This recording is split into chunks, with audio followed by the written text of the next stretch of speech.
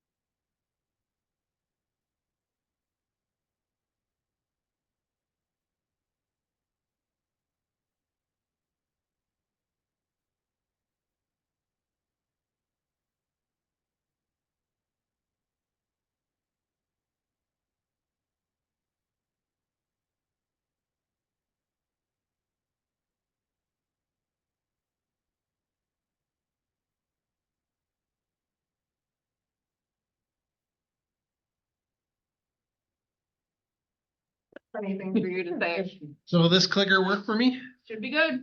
It's a little laggy, but it should be good. I remember my last teaching Yeah, that was experience. horrible, right? What was a mess? Nothing worked. No, it worked. It worked. You were sitting over here. Looking for you. Yeah, and I'm here and I don't realize it's happening and I'm trying to get your attention. You're head down, you're reading something, you're just clicking away at when you needed to. And you were right on it and I just didn't know. All good. It is all good. And I'm okay right here? Yeah. Okay, perfect. You should bring the lectern to right here, and then like we're actually like a classroom. Yeah, Dave, you can just sit there and then we'll all listen to you talk. We're gonna have more people here, aren't we? Yeah, Yeah, because if we don't, then we can just talk about it at a table. Well, we should have people up here too. You want it up there? Yeah, oh yeah, for sure. Okay. Sure. So you know who has classes here? Not classes, their meetings, it's Sarah Benson. Yeah. They're actually quite Very wired. Yeah, Yeah. they're interesting. They are, I've been to a few of them. I was at one and I was like, man, am I out of the loop on, because I don't do any investing. I just don't do it. I'm not interested in that. I'm not interested in being a landlord there you go. ever. It's not for everybody. Some people do it real well. It's the crappiest job you could ever have. Yeah. Dealing with people that hate you for taking their money and think that your property's a piece of crap, so we're just gonna wreck it. Mhm. I mean, the whole concept of it is, I mean, I can look back and I can go, one tenant I had for 27 years. And she managed the property. She got every tenant. She collected the rent. She made all the repairs. I loved her. I offered to sell her the property like 15 times over the 27 years, and she never wanted to own it. So, well. Have a cord, how does it look? Batteries? Yes. Batteries. Where? You can see it. That's all right. Where? Yeah, kind of, a Oh, you do? little bit. Like, where do I put, The batteries? yeah. But she took such immaculate care of that. It was just. Wow, you're the best. Oh, sorry. Sarah? Hi. Hi. Your skills are impressive, Robert. I can open it Well, now. Oh. Hi.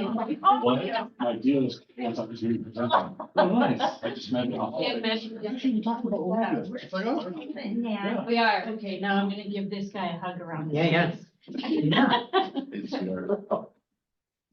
Didn't see her. All right.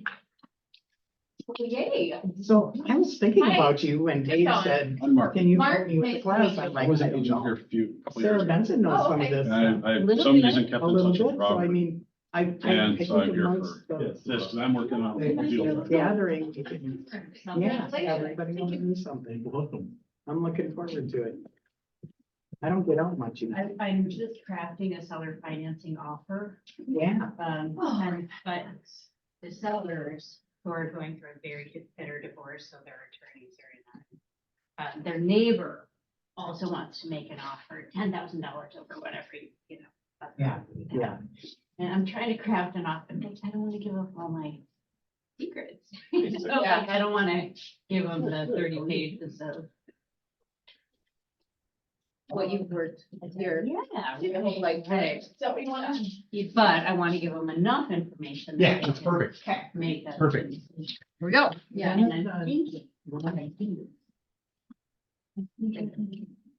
Oh, I'm Like, sorry. I was like, what? $10,000 non-refundable money. Eat that. Yeah, yeah, Right? Yeah. yeah, yeah, because you'll No close. inspection as is. Yep, yep. Dude, that's a good Take strategy. that risk. Yep. You've been in that property 2 or 3 times now. Yeah, Dad asked me one time. Yeah, yeah. You know what? Those colors look pretty good. Yeah. What's that? Those colors look pretty good. They do. Ads make the statement. I like it. It's nice and bright. It is that. Nobody's paid the water. I wonder if I use the same color throughout. It'll be taken care of. That's- How sure Bam. are you? of- Yeah. It's always a concern. Huh? Yeah. It's always a concern. Just doing a rash video. Yeah, I have. I'll just say. You know, Oh, yeah, but your offers for X number of dollars. that they net. No, oh, you're just that doing they- a net. I'm just doing it. Mm. How But can you yeah, do it's- that though? Without a mortgage payment? Well, I did the amortization. I know what their interest rate is. I know what the balance, you know, what the original balance was. The colors are So if it's. interesting. current, The what? yeah, The colors are interesting. It's like smiley faces. because I ran it. And he's selling you his current. He brought it current. Yeah, Dad said he brought it. I don't really know. It We're was- gonna be happy. Yeah, you are. Why would you be any other way? Right. It might be. They might have charged Hi, Jeff. some late fees. Dave, long time no see. When are you heading up north? I thought it was today. No, Yeah. Oh, that's right. Sunday. That's right. That's right. We Up still next. have to get an authorization. Yeah, yeah. Well, it's 11 o'clock. He's ready to start. All right, who do we got on screen? John, Connie, John, Morning. is that Katie? Callie, Lisa. Lisa. All right, so I have a strong request, not a requirement. Cameras on if you would. Love to see your smiling faces. If you have clothes on. There's Lisa. Oops. Am I in the wrong chair? So we got a bunch of folks in the room here too. So I'm Dave Finnegan. I'm not Eric Gunderson. I'm here to discuss seller financing. And I am a board member, and this class is presented by the Select Wealth Group. A little bit about Select Wealth real quick. This is a membership recruiting message.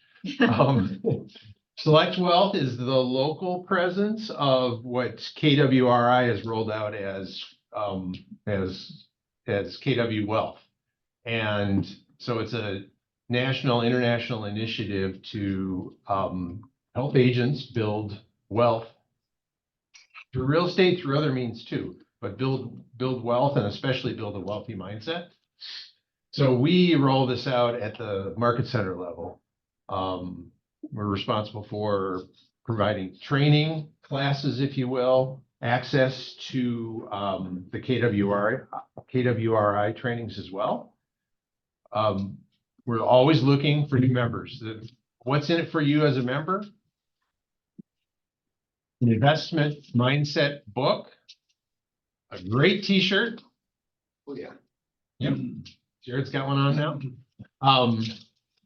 Membership and access to the community of folks in the office. And the biggest advantage, the biggest reason to be a member of this community is to simply be surrounding yourself with other people who are talking about investing and about wealth building all the time.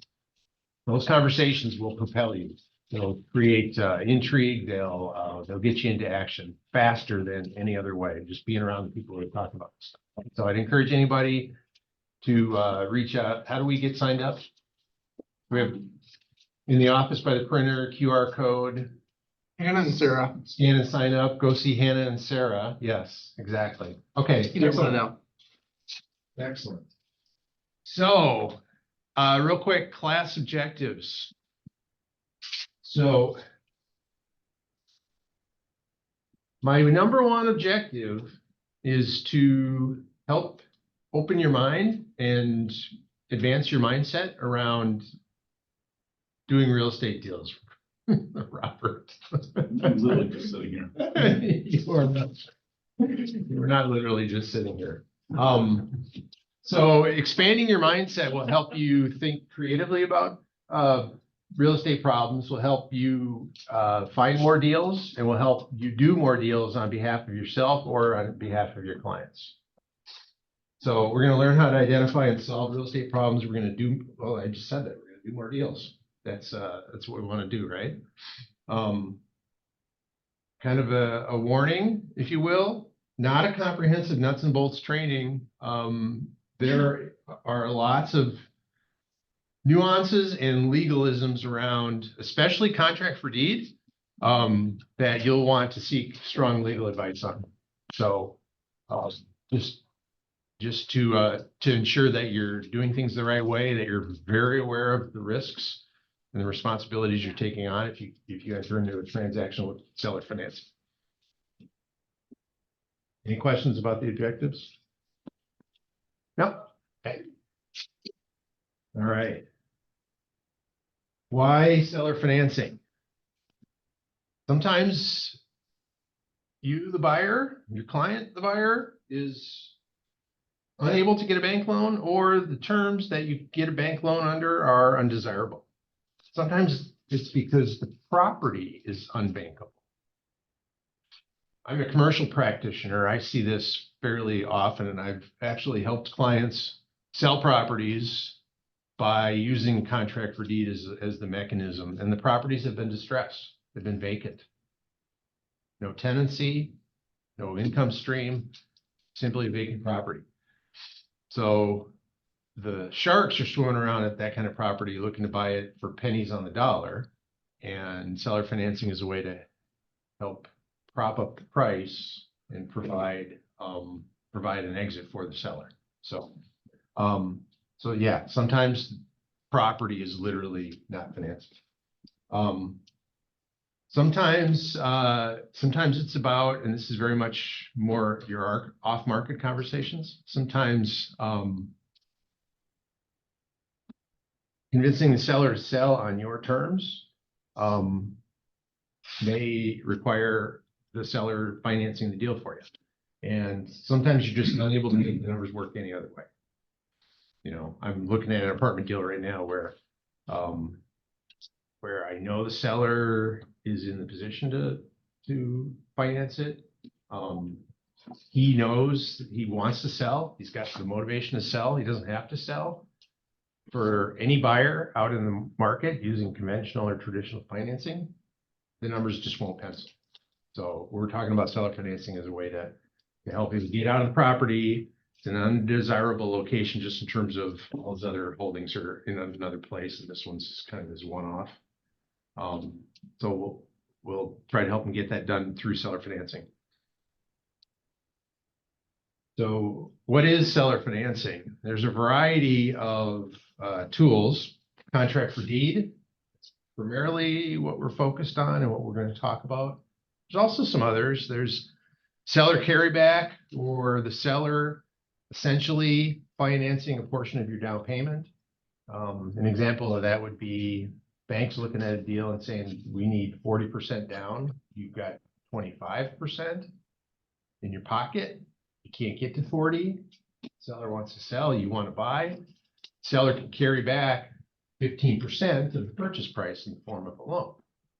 So that would be a mortgage. You would have deed on day one, as opposed to a contract for deed where you'd have the deed once you paid off the contract. And the seller would receive bulk of their funds at closing. They would receive the rest of their funds over time through payments on that mortgage. Again, it's in second position behind your primary lender's lien. Third way to do a deal, seller as bank. I'm not sure if there's a better term for that. Is there a better term for that, Sarah? No. Essentially, you get the deed, you sign the mortgage, the lender is your seller.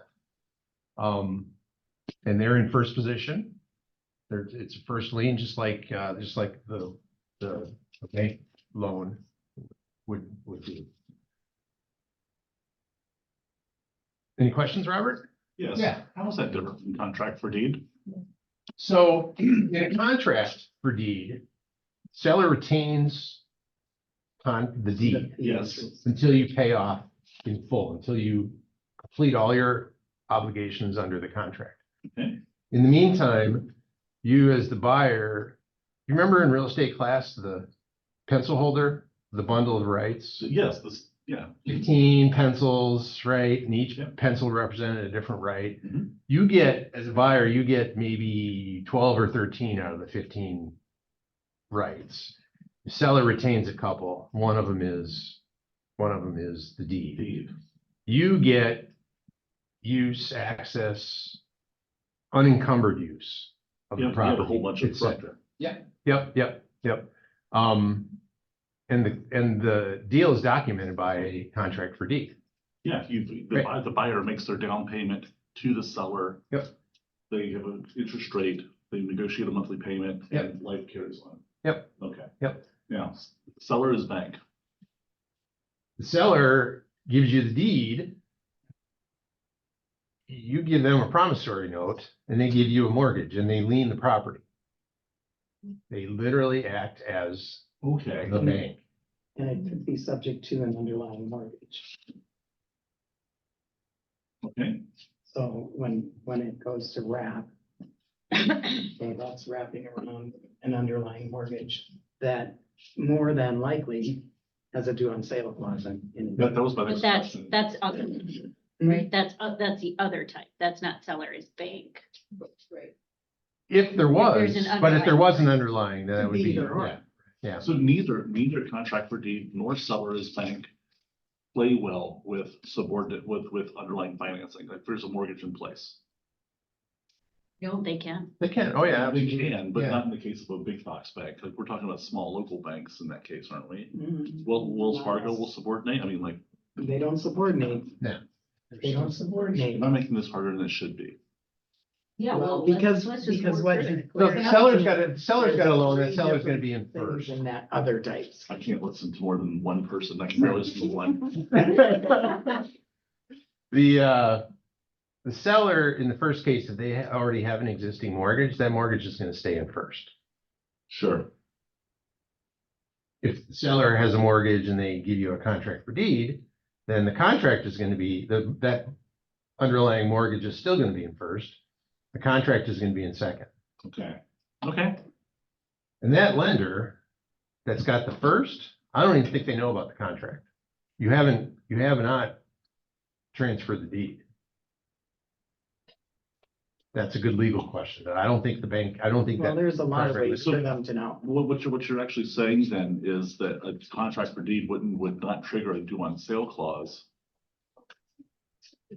And maybe now we're getting into really weird legal areas, because as soon as Yeah, that's worded, Most likely, a contract for deed would not trigger a due on sale clause. Yeah. Because the deed has not transferred. the contract for deed is a method of financing, It is. Mhm. So, but, and it's recorded. and it's recorded. It has to be Has to be recorded recorded. within 4 months. Yeah.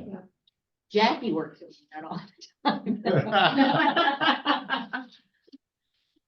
But in actuality, if you keep the mortgage current, why would they call it due? Because Because it has a due on it sale. has a due on sale clause. Yeah, They they don't. can't, and they don't.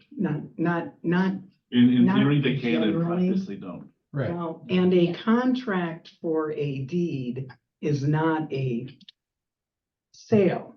You have not transferred the the title to the property. I You mean, have an another name for it agreement. is contract for You have an sale agreement. Yeah, or land contract, Or land but yeah. And so Land it's- contract to Wisconsin. So it's on the Right. buyer and seller both to make sure that the terms of that contract for deed are going to eventually satisfy the financing and the mortgage. Yes. Yes, okay. Yes. Yeah. Yeah. That's important. Yep. that's it. The contract for deed financing addendum has that language in it, that you can't, the amount that is owed on the mortgage can never be less than your payoff. 30 seconds and I'm done. So seller is bank. Firstly, the thing that I heard you say that was different from contract for deed that really clears it up for me is that the buyer gives the seller a promissory note. And the seller gives the buyer a mortgage, but secures their interest against the property. In seller as bank. And seller is bank. Right. Yes, okay, this makes perfect sense. Thank you. I understand now. And the D. Yeah. Yeah. All the sticks. Yeah. Minus, Yeah, all the. All the Mortgage. sticks.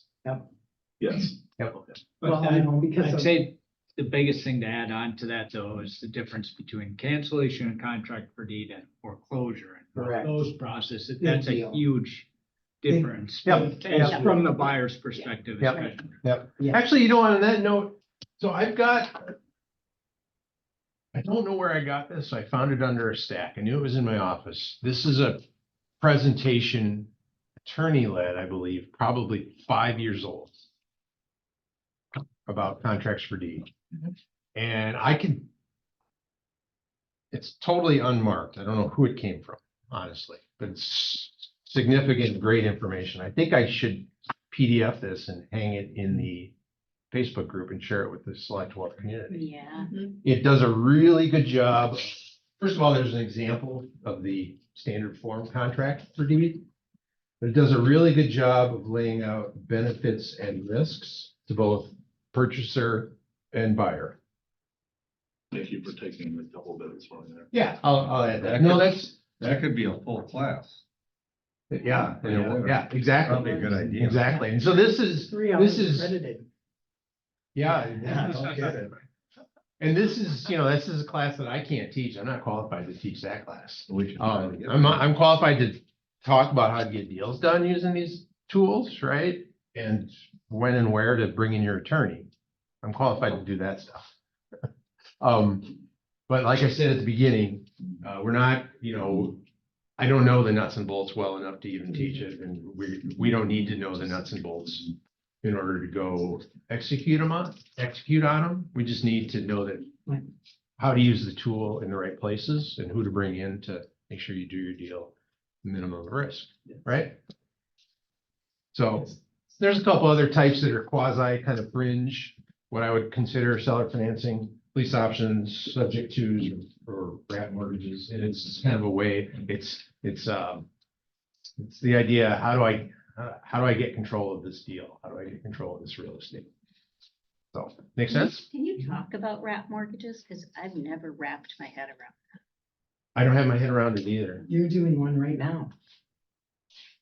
No, I think I'm doing a contract for deed. I don't think I'm doing a mortgage wrap. You're doing the wrap Do we have a mortgage. deal we can is- talk about? Is that what? Wrap mortgage is not a proper term. What it is a contract that wraps a mortgage Yeah. into it. The deal that you're doing right now is a wrap, Okay. because there's an underlying mortgage that you're buying Not the equity from the mortgage Not balance. assuming, Okay. just Not taking assuming. responsibility for paying, Yeah. but not assuming. You're so good. You don't even know how good you're doing. Well, it's good to know what you're doing. Yeah, yeah. That's why we have Jackie. friends. That's what friends are for. Yeah, don't look at me. I'm glad you guys are here. This is awesome. I'm glad you guys are here to Dave pointed contribute. out a very obvious thing this morning. Oh, wait, it was Robert. I forgot more about real estate than he knows. I believe this. Now you're reminding us. today. Well, the market dictates that though, and you've been through so many markets. Yeah, Yeah. right. That's huge, Yeah. because even with when I started. interest rates so low right now, you're gonna see this stuff coming back, because an investor can say, well, I have 3% interest, I might as Yeah. well sell it and Yeah. make 6%. Yeah. If- That's one thing that's changed is 3 years ago, in my world, a contract for deed would have gotten a higher rate than bank rates, right? And most of the time, it's the seller going, if you can't get a loan from a bank, I'll give you the loan. It's gonna cost you, right? These days, in my clients I'm advising, let's undercut the bank and let's get your price. There's a lot of ego tied to price. Let's get your price.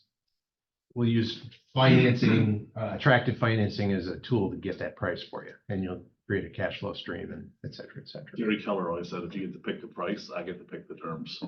Yeah, Just kind Yeah. of cool. yeah. And you know what? that fits right into this, yeah. All right, how? What does that mean? change your mindset from finding the right property to finding the right seller. So if your weakness is, this, right? I got nothing in my pockets. Then you can't be talking to the bank if you don't have down payment, and you can't be talking to on-market properties. You need to be looking for opportunities to build rapport and a relationship with a seller. And that can be done through an agent. Oftentimes it's not. But building their rapport, understanding their why, understanding what their motivations are, and then trying to figure out a solution to get them what they want so that you can get what you want, which is the property on terms that are agreeable to you to get the property. So like I said, it starts to become finding the right seller. Yes. I got a question for you. All right. It's almost back on, I'm putting all this together in my head. So let's say I find an apartment complex.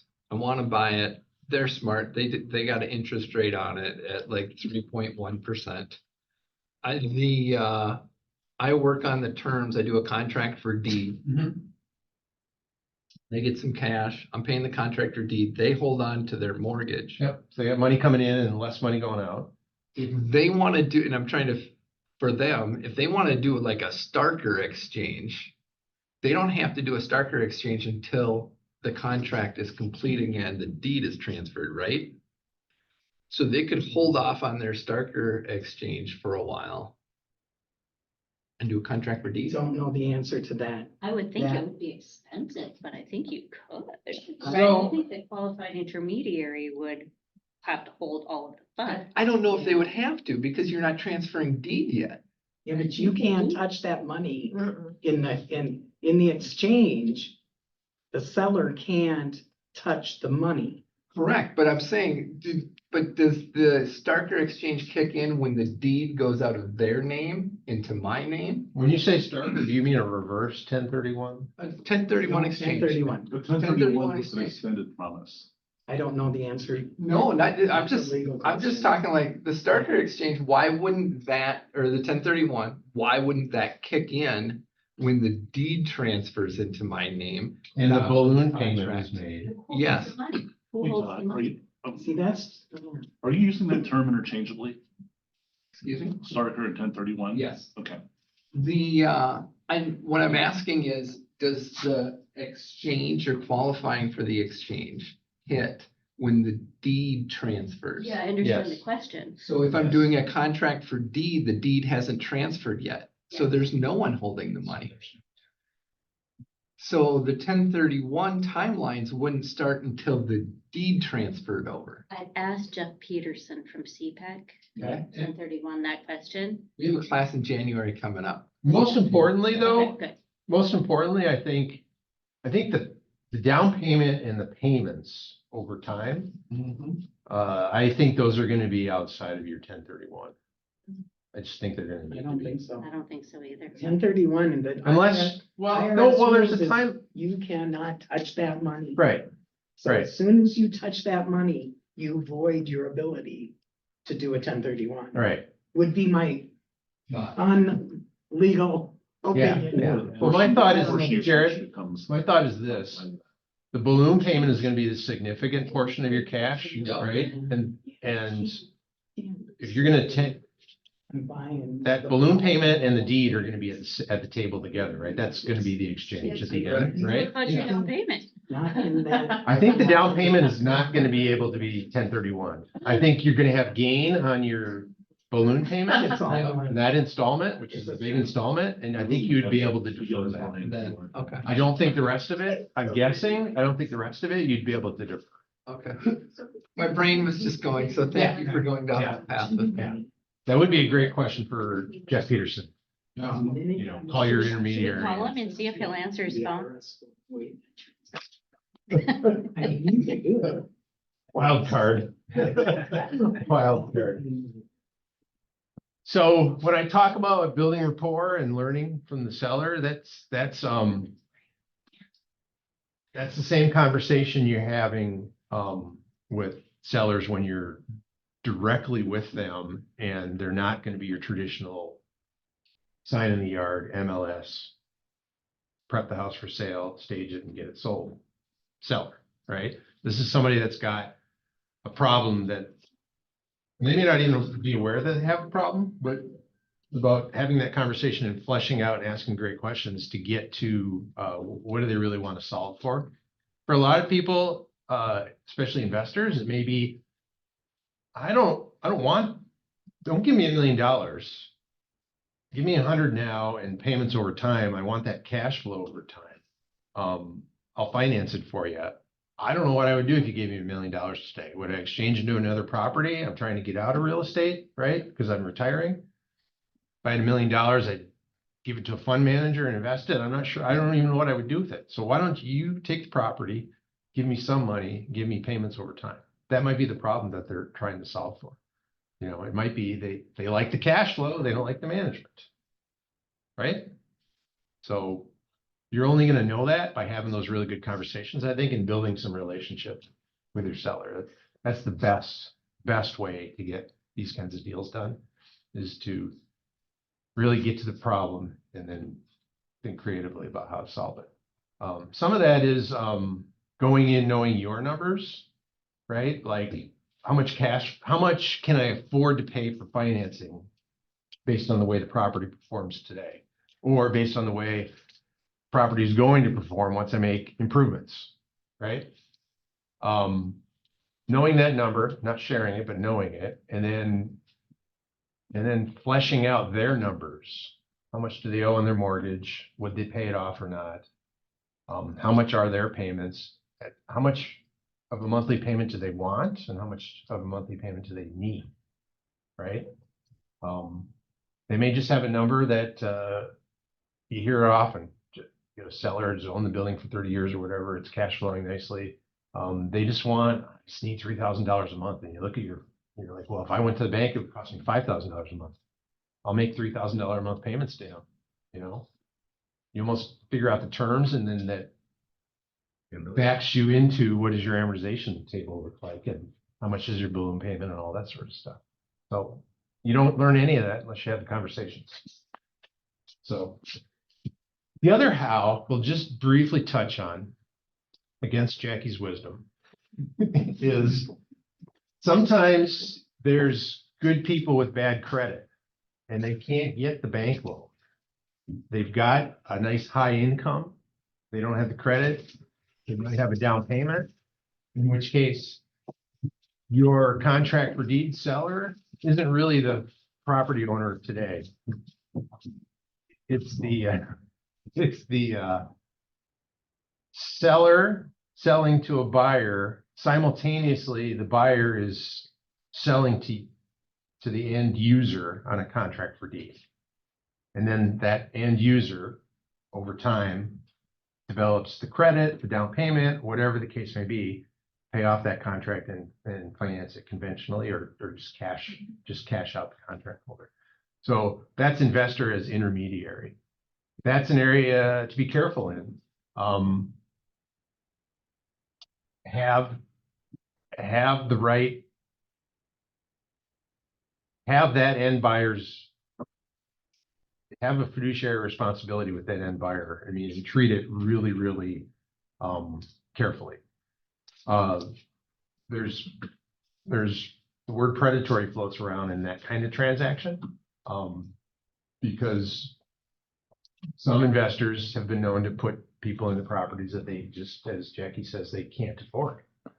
And we don't want that. We don't want that. But it can be a mechanism to help somebody get what they want,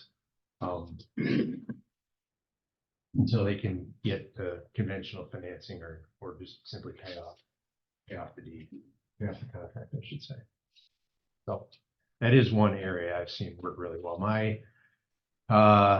A family member of mine, my father-in-law, in the past had done a ton of that. And he was really good at structuring the deal right and coaching the end user, who's the buyer, on plan to better their credit situation, their financeability, and have them cash him out. He rarely got properties back. He didn't want the properties back. Folks who want the property back and just keep rinse and repeat, those are the predatory folks. And those are the folks who don't have the right mindset, the right heart in it. So, anything you want to add to that, Jackie? No, sounds good. Okay. Well, maybe a little bit. Fire away. Well, some of the things that I think are really important when you're investing in contract for deeds are going to be the homework. And you haven't touched on that yet. I'm not sure if it's in here, but always, always, always buy title insurance. Close with your preferred title company. Make sure that it's very clear, all the terms. So you're gonna have taxes and insurance, maintenance, repairs, improvements specifically in many of the contract for deeds that we did over the years had limits. You're not allowed as an end user to put $12,000 worth of windows in the house without the fee owner's permission. Right. And acknowledgement that that could create a lien against the property. There's sometimes contract for deed holders, you're just a seller out on the street that owns a house and is willing to take the payment. Doesn't have the ability to, or the wherewithal, to give the mortgage interest deduction statement at the end of the year, nor do they know how to account for every payment as it comes in. Right. And amortize that, and are there late fees, and so a lot of that is knowing who the seller is, what their capabilities are, and what part of their responsibilities will you have to take upon yourself. Right. To be able to make sure that it's a smooth transaction throughout, because it's like owning the property for a long time. Yeah. With someone who doesn't know what they're doing except getting money. Right. Right, Right. so Yeah. There's a lot of details. there's a lot of little details, and you only have to make the mistake once or twice on any one detail to discover it gets more complicated after that, so. Right. Right. I did put together a little list of the minor details that should be addressed within the contract itself. I've got all the details. Oh, there you go. Good, good. Yeah, and like I said, we'll share that out. Yeah, yeah. Any other questions, comments about sort of the how of this? Okay. What's next? The who.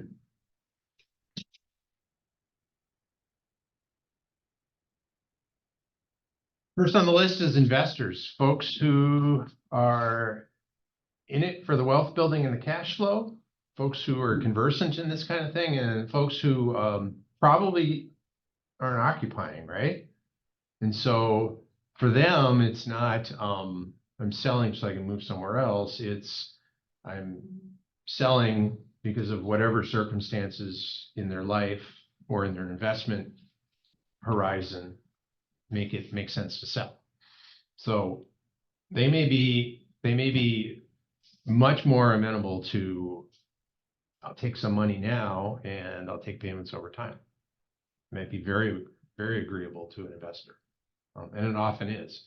An environment we've heard for a couple of years in the commercial side of the business, a couple of years ago, I'm not selling because I can't find a replacement property, right? You hear that over and over again. If I knew what I was going to buy, I'd sell today if I knew what I was going to buy with those proceeds tomorrow, right? Replacement properties are harder to find. So this could be a mechanism to get them out of the property because they want out. But at the same time, they don't have to make that big decision about finding another asset to invest in. So investors are homeowners who have owned for 20 plus years. And I just kind of picked 20 as a way to think about looking for people with a lot of equity or completely paid off mortgages who may be interested in a cash flow stream, and giving up occupancy. It could be that person who's gonna move into an apartment or into senior housing, and would like to have the income rather than the lump sum, right? So it's identifying those kinds of people. And then it's distressed properties. Vacancy, just repair. We all know what distress looks like.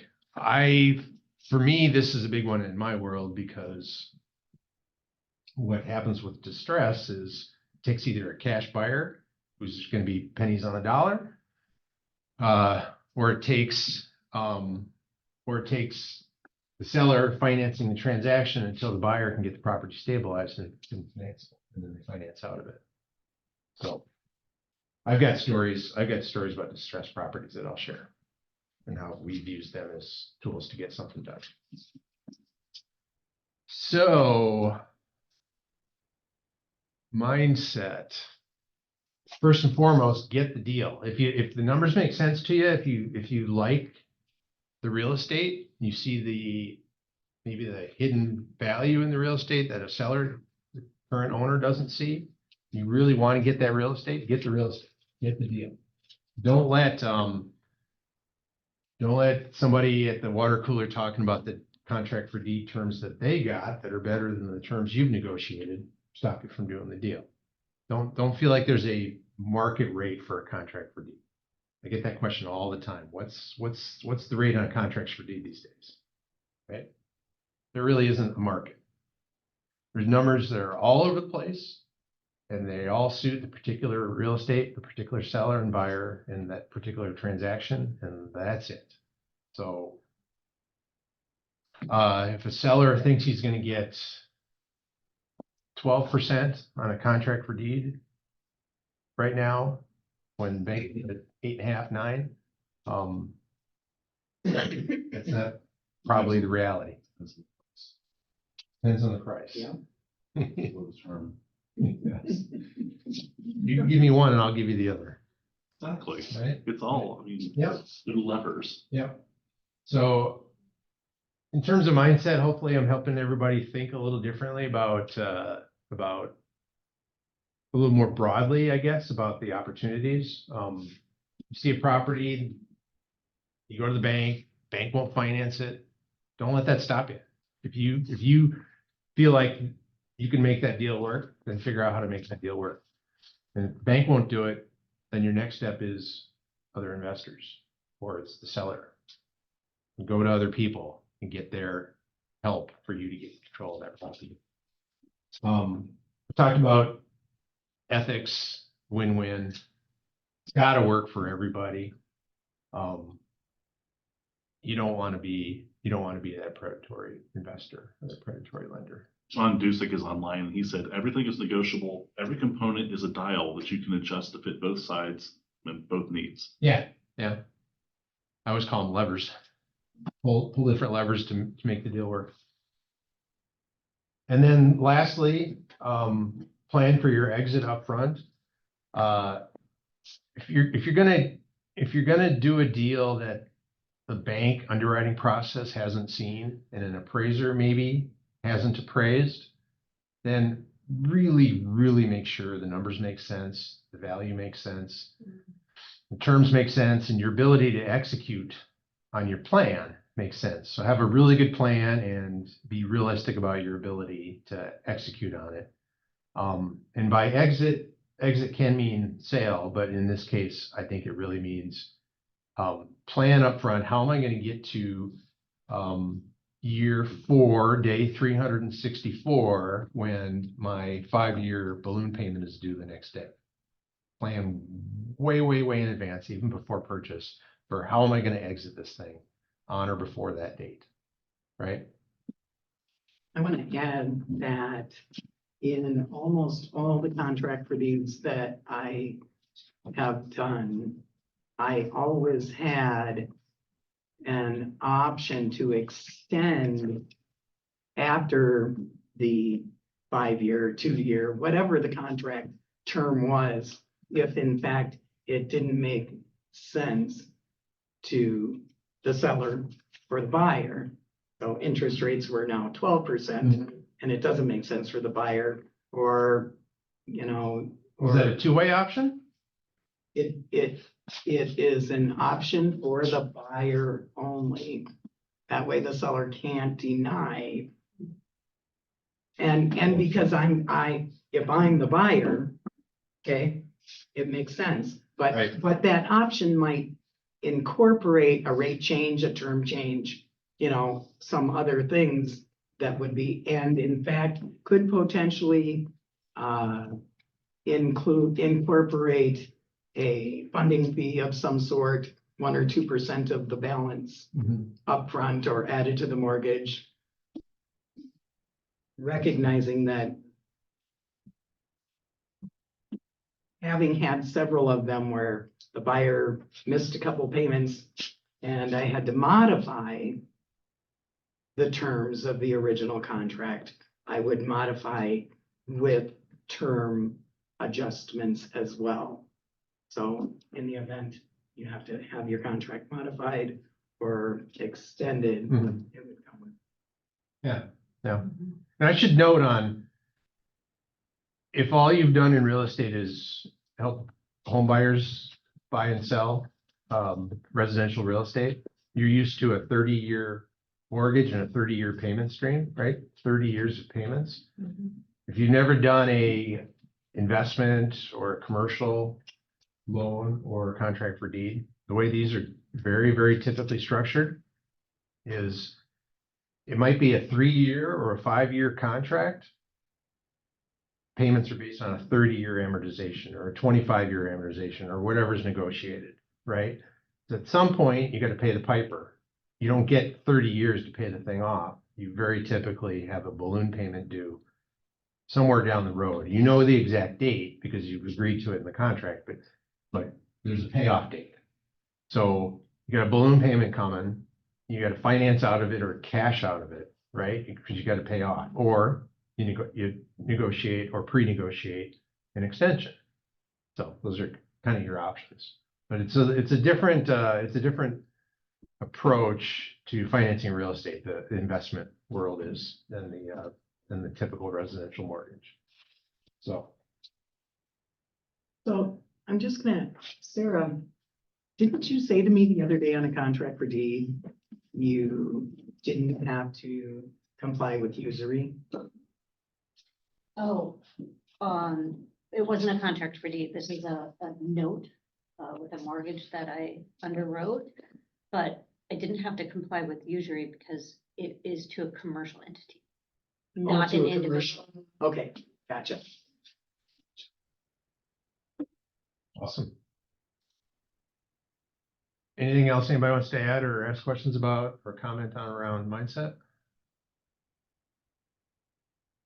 No? Okay. Let's jump into some deals. So I'll share a few stories that I've been associated with, and I'll ask you guys if you have any stories you want to share. I'd love to hear your financing stories. Any comments are coming up on that? Nope, not yet. I told you I had to be out of here at 1:45. Yeah, appreciate you being here. Love you guys. Love you too, Robert.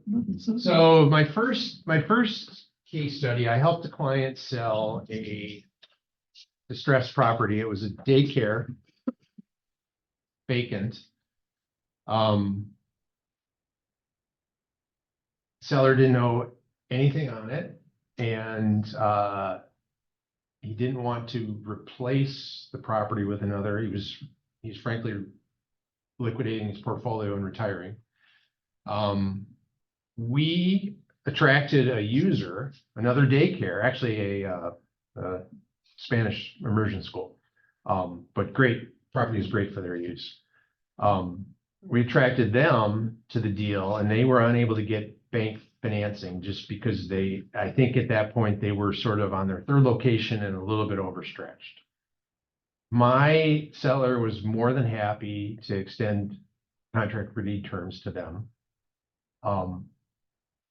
We required them to make improvements to the property, they were improvements that were already in their business plan anyway, the buyer's business plan.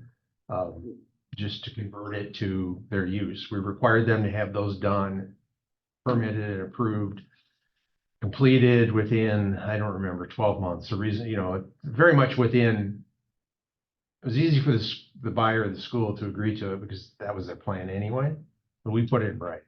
We want you to upgrade the property. That was in exchange for a lower down payment. The seller wanted the property back in better condition than he gave it to him, right? In exchange for not taking as much cash up front. So the school made payments over time, made their updates, open for business. 2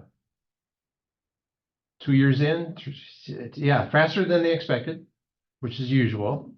They got their business running sufficiently, and their whole portfolio of schools running sufficiently where the conversation with the bank was much easier the second time. Bank said, we'd love to give you a mortgage on that. So they financed out, paid off my client. So that's a win on a distressed property. Another case, same seller. Virtually vacant office building. Not a big building, probably about the size of this, but 100 years old. Virtually vacant, zero cash flow. He didn't owe anything on it. He had bought it for pennies on the dollar. He sold it to an investor on a contract for deed for, I'll kind of talk in round numbers, for $500,000. And the investor was going to have to come out of pocket to make payments from day one until he got cash flow position in a place where he could afford to make the payments without coming out of pocket. Well, he defaulted within months, stopped making his payments. My guy did not want the property back. He let him ride. He let him, gave him breathing room to let him go execute his plan, which we thought was fill the building, right? Turned out that wasn't his plan. He probably was 9 months behind on payments, and my seller, much against my advice, didn't want to take the property back. Didn't take it back. Oops, the buyer pays off the contract because he flips it to an apartment developer for $1 million. So my guy got his money out at the end of the day, but he also, in theory, left $500,000 on the table because he could have sold it to an apartment developer if he had just taken the thing back. So, that's why I encourage everybody to enforce their terms and their contracts, right? Whether it's a lease with a tenant or a contract for deed, enforce your terms.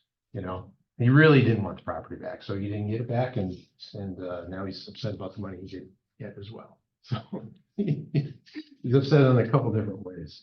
I've been involved in helping a seller sell on a contract for deed the property, real estate and business that was a cash business. We didn't have really good books at all. Banks wouldn't look at it. Seller financed it, and on a contract for deed, got a reasonable down payment. The buyer, the contract person, made payments over time and eventually put a plan together, had that conversation again with the banker after a couple of years of track record, put together an improvement plan, got it appraised, got a note, and paid off the contract holder. So that's another success story. And then I've seen that intermediary play out with a church group that bought a church. An investor actually showed up at closing, paid off my seller, took the deed, contract for deed it to the church group, with terms that they could afford and a timeline to allow them to fundraise to develop enough down payment to get bank financing. I think probably for the investor that there was some arbitrage in the price that they bought it for and the price that they're selling it for. But it worked for the church, it worked for the investor, and it worked for my seller. So that's a case where I'm certain The investor did not want that building back. He did not want to have to take that building from the church. He's not in the real estate owning and managing game. He's certainly not in the church business. The last thing he wanted was that thing to come back. So he, again, had to make it sure it was a win-win for the church and himself as an investor. So. Jared, I can see the wheels turning. What do you got? No, this is good. Anybody else have any real life examples they want to share? Anything going on? Want to talk about? I do. Do it. So I met with a client yesterday. Yeah. They have a personal residence on there and a good sized business. And so it's gonna be kind of a creative deal, and they're open to it. They know the industry real well. And Can I ask a question? yes, What is the property zoned as? so it is in the outskirts of Hudson. Mhm. And they have a permit on it for up to, it's a dog kennel, up to 50 kennels. And That conforms with zoning? yeah, they had a variance and that Like a permit, conditional use permit? that permit transfers with the property. They've already checked it out. So they own the property, which I'm estimating, $500,000 to $600,000 property, the house. And then this kennel, which is all enclosed, and there's external kennels as well. But, so it's gonna be kind of and what they wanna do is move to a different place. And he does a lot of training, and he just wants to take the training part with him. But they have these dog kennels too. They do boarding, which they're not crazy about boarding anymore. They're a little older and but you can board up to 50 dogs in these kennels. So it's gonna be kind of a, they want to actually build, so like the 1031 exchange came on, so that, and I think that's a whole different animal, because I don't know if you can actually build with that. Unless once you close on it, you could do it, So if they did a separate deal and then they closed on that, could they 1031 exchange it? Do a reverse. And primary residence is not going to be like kind with a commercial venture. That's going to be that's another issue they're going to That's the have. biggest issue. Yeah, so. It's not the biggest, probably So we're the gonna have- construction's the biggest. But Yeah, so it's free and clear, by the way. Free and clear, so Yeah. I'm assuming they probably could have they probably have the assets to actually go out and build and not do the 1031 exchange until that thing closes, but I don't know if that's a lifetime. They're thinking like a barn dominium with kennels in it or things like that, trading facility. So it's gonna be, and they're open to creative ways because they understand other people who have sold these type of things, so. It's gonna be, I just met with them yesterday, I have their 3 years of financials and everything, so. maybe a builder would hold the deed and build it for them, and then they'd be exchanging into the finished Yeah. product. That's my thought too, because, and they may have the funds to put a deposit down outside of that. Yeah. And then sell, have it hold, and do that, but that's something maybe we can talk about on the I side. would get a list of veterinarians. Yeah, I mean, so they're looking at selling, probably listed this spread, and they know the industry and stuff, so, and they're well entrenched in it, so they'll probably have some. I don't look at it as that difficult because it's pretty, people take care of their pets and stuff, so that's a really nice facility. Yeah. So, Great. Interesting. yeah, so. Anybody else want to share a good, a bad, or an ugly? I'm not gonna share an experience. I'm gonna share, because he called me a couple days ago and I thought and thought and thought, Yeah. and I thought, building well, where would I go look for these properties? Yeah. And I kind of spent the last 3 days thinking, where would I go look for these properties? And then I realized every bad landlord out there is just that. They're bad landlords. They like the money. They don't really want anything to do with the property maintenance and that kind of thing. So if you could put together a presentation to landlords that suck the life out of properties. All you gotta do is drive around and find them. Mhm. They're like beacons in the night. Really. And just put together a really nice presentation that says, here, I have an idea. You can keep collecting that monthly income and you don't ever have to take another phone call. Let me take those phone calls for Right. you. Yeah. Right? And all you need to do is sign here. Press hard. 7 copies. You probably call it. But I mean, I'll tell you who they are. well, I just saw, Yeah, that's right. The city will know who they are. They'll give you a list. that's exactly right. That's exactly right. They Because will. they want it cleaned up. I just Yeah. sent Sarah a video of a woman in somewhere, Kentucky or something. Atlanta, you sent it to me too. I did too. I Yes. sent it to you. Great. Yeah. Forward it on. And she took like this big, like 30-unit building.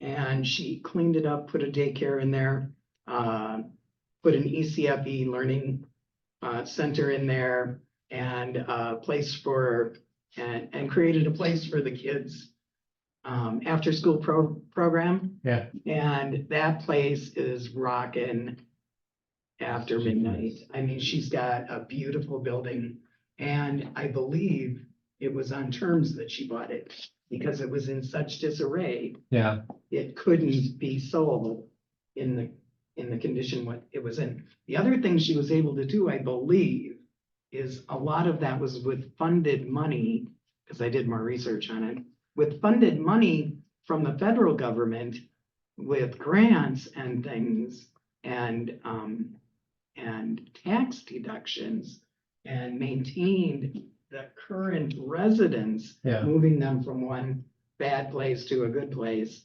and maintaining their rent as affordable. So It's a great story. I love it. there's Yeah, it a is. ton of money out there right now for affordable housing. And if you're an investor, you should be reading HUD's, the IRS and HUD's, and Minnesota Housing. Yeah. Because they're doing a lot of the grant writing themselves as well. Yeah. So the grant is either an operating grant and it pays, it helps make up a shortfall, or else it's lowering the basis of the investor to the point where the deal makes sense for the investor as well. It's just gonna have an ROI, right? Right. Yep. So, Yeah, it's still a venture that's got to make financial sense. I Oh, have a case study that I'd like your input. Okay. The deal I'm working on right now. It is a single-family home in Richfield, divorcing couple, very not so cooperative divorce. One is currently in treatment. The other has custody of the 2 kids. They want to sell and they want it to be easy. There's a little bit of work that needs to be done, maybe $15,000 to make it marketable. And they owe the value is $350. They owe As is? $215. No, after repair value. They owe $215 on their mortgage.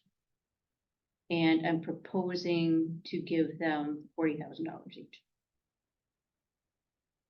And it would be a quick, 3-week flip, What's the after repair value? $350. So, There's about 20, 30 or 25. 40, 25? Okay. yeah, with sales For you. costs and Yeah. everything, yeah. 25. How would you structure that? I mean, I think about, first of all, the danger of giving someone who has alcohol abuse and drug abuse disorder $40,000. That makes me worried.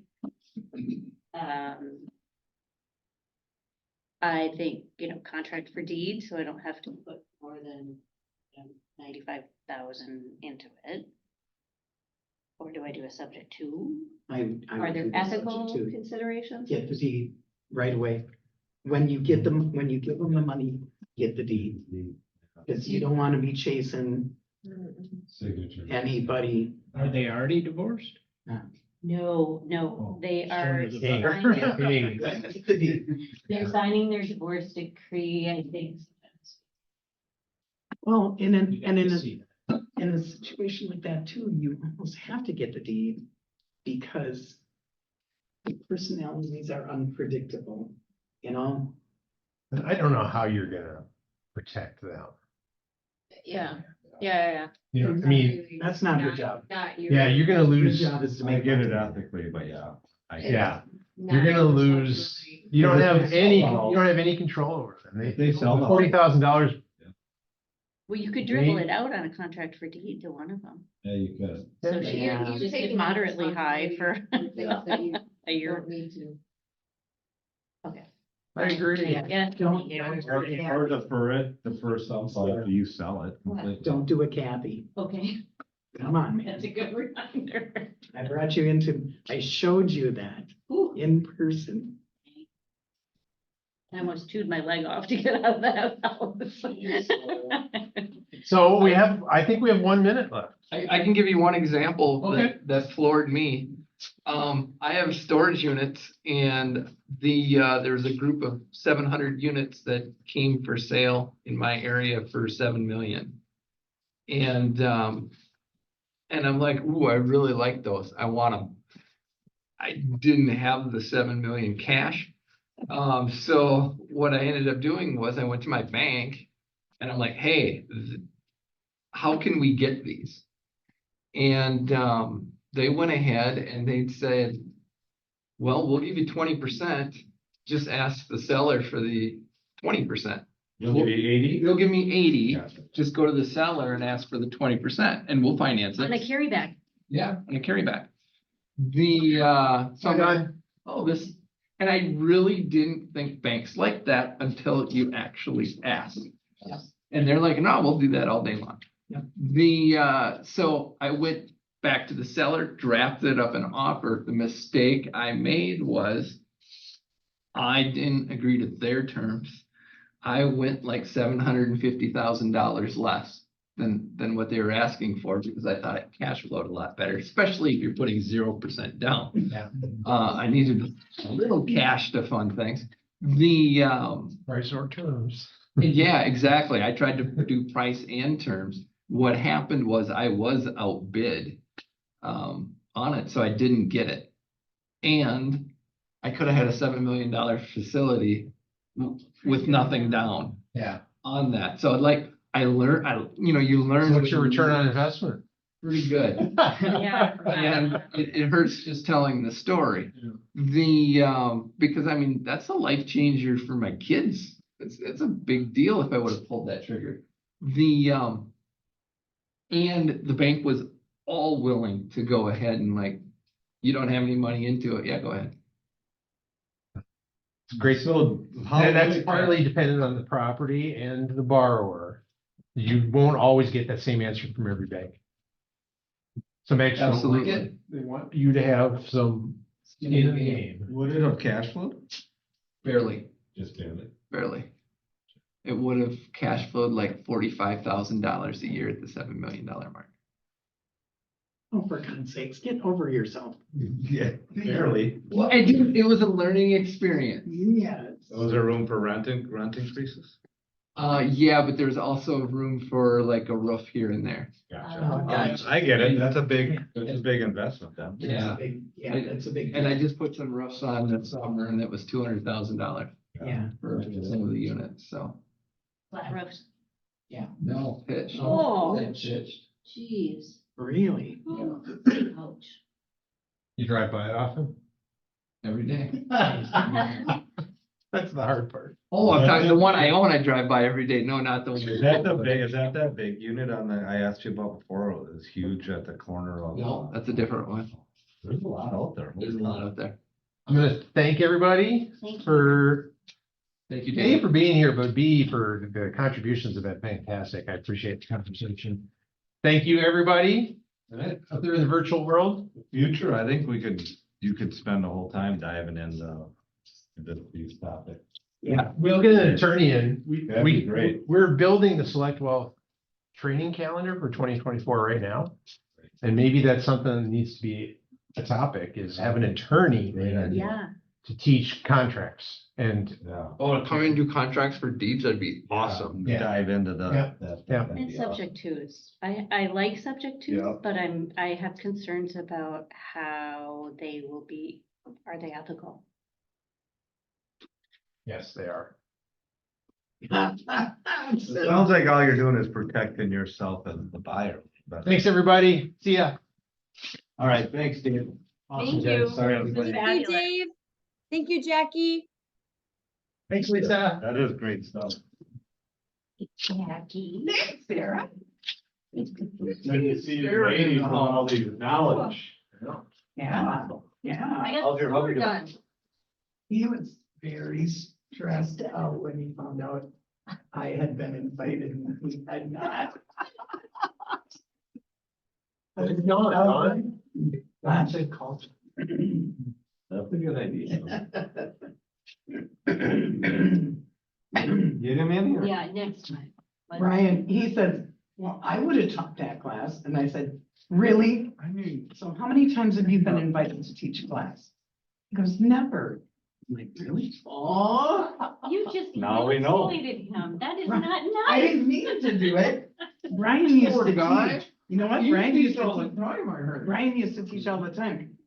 You know, and he's also on the Minnesota chairman of the ethics committee. So I mean, he could teach stuff, but you gotta keep him focused. He's a Toastmaster.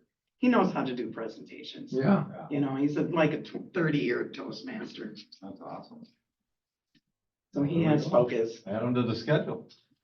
That's what I would do. Get him out of my hair. Even a squirrel participated. Oh, he's climbing up. Yeah. Why not? Oh, I'm sorry to hear You saw a about your bunch of morning, nuts. Jared. That's, Pardon? I'm sorry to hear about your morning, the morning of the loss of that deal. Oh my gosh, totally sucked. I got my others. Oh, yeah. Learning experience ever. Yeah. Mhm. But I've that's had- a rare. Self-inflicted ones or?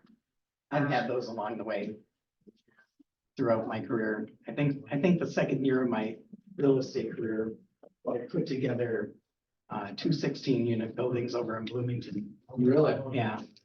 And the commercial agent let me go all the way, literally to the closing table until he disclosed to me that I would not be getting paid. not slumming anymore. Because I didn't understand commercial real estate. And Oh. yeah. Yeah, that's It was- that's a whole It was different it game. was a tough it was a girls. learning experience, and I have hated commercial realtors ever since. That's mean. That is really. It was really that's mean. It was really mean because I'm a worker, Yeah. you know, I mean, I'm not afraid to do whatever it takes to get the job done. That is, So, it was mean. that is. Is he still in the business? Oh, heck, I don't know. Maybe I've we need to forgiven do him 1,000 times. Oh, that's over. really, I'm still wishing. That's him what I dead. do. It's healthier for me. Can we get t-shirts too? Yes, you're in the wealth group. Does it cost money? $50. 50 bucks. I'm in. Come on. I'm in. Absolutely. I don't have them here right now. It's all right. I love the bull. You know what the bull stands I for? sure do. Yeah. Equity and drive. Yeah, yep, Oh. Yeah. That's why, Yep. yep, pushing through the storm. I get it. Very I cool. listen to the podcasts. Which ones? I had to for bold. Oh, okay. Oh, the new program. Okay. Do you realize there are people in my bold class that were 11 times bold? 8 times bold. I was just like, that is amazing. Yeah. You know who would, do you remember Camp 443? Yeah. So I used to teach Phenomenal that course. in Egan, right? But no, that's me. You have, oh. Yeah, because I got to set up for this meeting. I would Oh, teach that's it, me. I would teach it 3 times a year. When we first opened Egan. You ever do 3612? Of course I did. Okay, that is my all-time. Jill favorite one. McManamy Yeah. was in my class. McManamy. Jill? Yeah. That's not your last name. I can't pronounce it. McNamee. Maybe. Yeah, after. So every time I. She emails me, cause Yeah. she. Every time she leaves an interview, 55. somebody that she thinks. At some point in our class, I said to her, or I said to her, if you're not gonna do the homework, you should go get a job. Every time she has an interview with somebody that doesn't want to do the work, Yeah. she calls me and she says, so I kind of just told them to get a job. Yeah. Like, yeah, Productivity goals and stuff too. I know, Yeah. just one of my, Look what you. just one of my shining stars. That is awesome. It is, I don't, I've never told that story. Yeah. But So Good to see you guys in here. This is awesome. together with the ladies, yes. I'm not a lady, but. No, this is a time, I to know. put it, you know, so I went to an Invest Heard last night. It was I'm making your wife sorry. so much more full of. Good. That's great.